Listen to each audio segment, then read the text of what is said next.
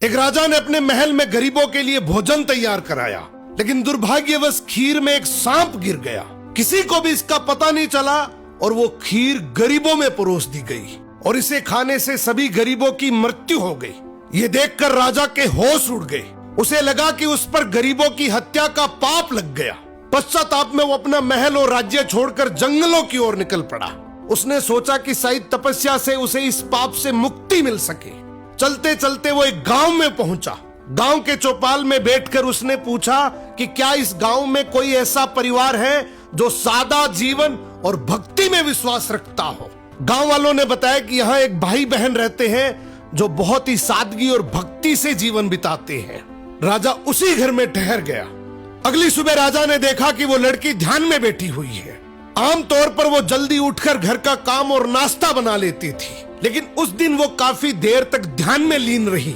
जब वो ध्यान से उठी तो उसके भाई ने कहा, बहन आज तुम देर से उठी हो, घर पर एक मुसाफिर ठहरा है, नाश्ता कराकर उसे जल्दी भेजना था।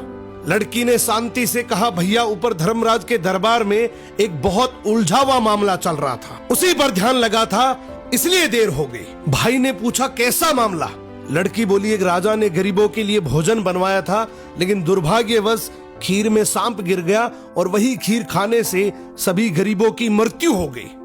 अब धर्मराज ये तय नहीं कर पा रहे हैं कि इस पाप का दोष राजा को लगे या उस सांप को या फिर उस नौकर को जिसने बिना जांचे खीर परोस दी थी।